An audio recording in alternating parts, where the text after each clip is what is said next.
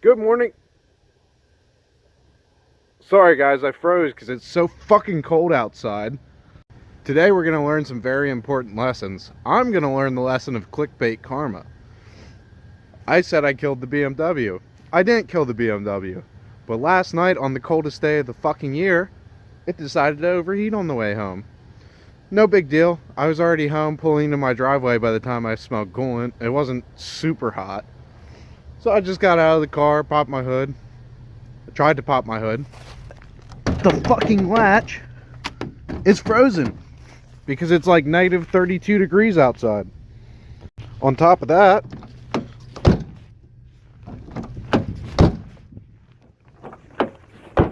my door doesn't fucking latch.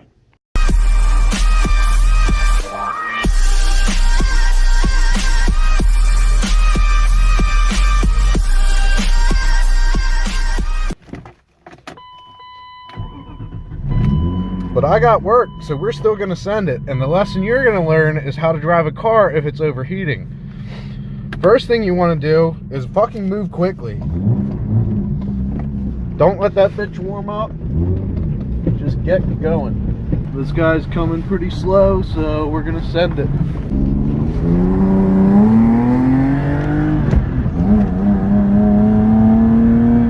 Crank that heat all the way up. Because if you're low on coolant, you might still have coolant in the heater core, and the heater core is just like a little mini radiator.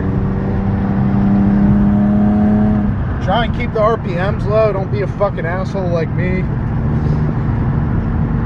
Keep an eye on that temp gauge. Remember, if you can feel heat coming out of the vents, granted this thing's not warmed up yet, but if you can feel heat coming out of the vents, you're probably okay.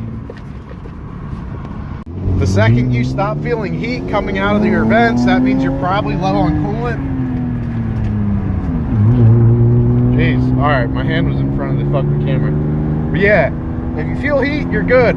When you stop feeling heat, it doesn't mean that the engine's cooled down. It means that you're probably low on coolant, so you better get to where you're going fast. The temp gauge is already moving. So let's see how far we get. I'm thinking I can get to work, which is only a couple miles away, before this thing gets hot. Hopefully it has at least some coolant in it. Oh, yellow light!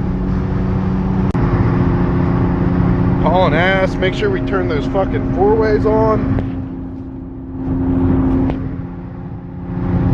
Now everyone knows we're overheating, so they're gonna get out of our way. Guys, I'm overheating. I have my four-ways on. Guys, I'm overheating. I have my four-ways on. Get out of the way! They're not listening.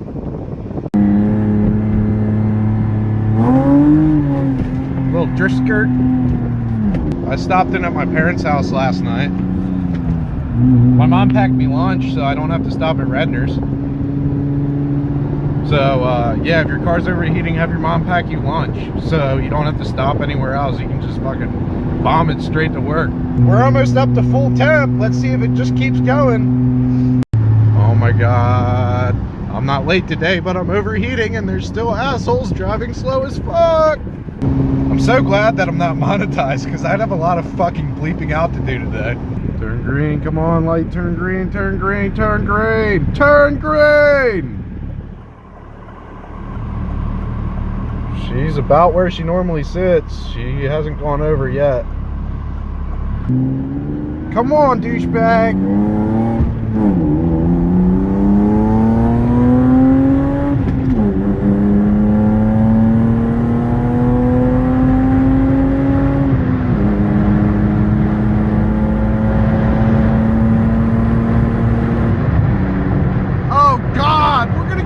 Behind a fucking truck.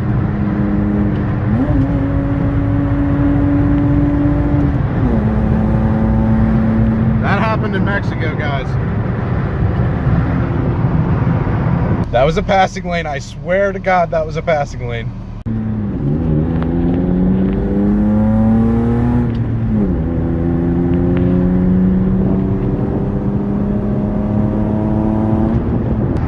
This has anything to do with the gallon of water I stuck in the car last night, because I didn't have any coolant.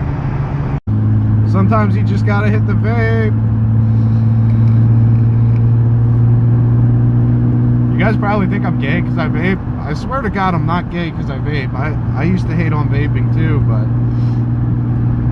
about 6-7 months ago, I quit chewing tobacco, which I used since I was like 16, and this helped me do it. So I know this is probably just as bad.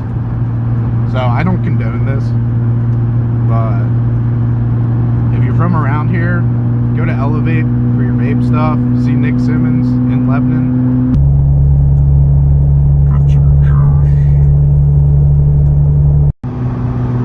So far, I still have heat. We are a tick over. Well, I mean, that's usually where she sits on the temp gauge. I think we're all right. I made it, but literally, as soon as I pulled in here and stopped moving, the temp gauge started going up. So, I don't know. Head gasket, water pump, who knows. Since I left early, figuring that I'd have issues getting here, it'll probably be a little bit till anyone gets here, but I'm just gonna let this thing run, see if it keeps overheating. The temp gauge has just came back down. Everyone that sees me drive this thing tells me the head gasket's bad because there's condensation coming out of the exhaust when I start it up, but usually once it's warmed up, I don't see it anymore. So I'm not really worried about the head gasket. My guess, if anything, there's probably an air bubble in the system from when I replaced the coolant reservoir. I was kind of in a rush because I had to go pick up Carson, and these things are very picky when you bleed them. I might walk you guys through the process on cleaning a cooling system in an E36. I think it's very similar for the newer ones too. But my guess would be there's an air bubble somewhere in the system and it keeps moving around. And that's why I'm getting like hot spots, because the coolant came right back down. Like now it's just sitting fine and we're just sitting here. Since I'm here like half an hour early and everyone else usually gets here like 20 minutes after we open, I might be here for an hour. We can talk about some things about the channel quick. So far everything's been going great since I've been doing these daily uploads. My watch time has went way up. My subscribers have went up. My number of people that watch my video that are subscribed has been up, which is great. Pretty much all my analytics, I don't know if I'm saying it right, but everything is in the green, everything is going up. I'm not worried about getting to 1,000 subscribers. I think that's going to come pretty easy, especially doing the daily uploads. A lot of you guys have been reaching out to me, whether it's in the comments down below or private message, and I want to thank all of you that have been reaching out to me. Knowing you guys watch my content and you actually think it's good is awesome. It keeps me going. Thank you for giving me advice and telling me what you don't like or what I could improve. I respect the criticism and I appreciate it. If I have no criticism, I can't make my videos any better. So I'd much rather have like some negativity. Granted, everyone's done it in a very nice way, but I'd love that. If you don't like something, let me know. Post in the comments. Don't be afraid to post in the comments. Let me know in the comments. So that's awesome, because I can use that to make stuff better. If you guys just post good stuff, that's great. I love good feedback. But if you guys just post good stuff or don't post anything at all, I can't make these videos any better for you. But yeah, I'm not worried about getting to the 1,000 subscribers. What I am worried about is the watch time. So for monetization, your channel needs 4,000 hours of watch time per year, and that's a rolling year, so it doesn't have to be like, oh, it didn't happen this year, I gotta wait till next year. It's a rolling year, so as long as you get that up, you can get monetization. And then the other thing is 1,000 subscribers, obviously. Like I said, not worried about the 1,000 subs, but the watch time, I'm about 80,000 minutes short for the year right now. So it has been going up, which is good. I have about 160,000 hours of watch time, which is, I mean, that's phenomenal. I'm actually very happy that I have that, but I have to get it to 240,000 minutes, which, like I said, I need about 80,000 more minutes of watch time. You guys can help me out. One, if you're watching this, you're helping me out already. Two, I challenge you guys, if you like my content, to go out and find at least one person to subscribe or share at least one of my videos on Facebook this week. Whether it's your favorite cinematic shoot that I've done on a car, the Skyline, the R32, all those different cars. Share my favorite, share your favorite video from my channel on your Facebook page and tag a couple car friends in it. In worst case scenario, nobody likes it. Best case scenario, somebody else subscribes to me.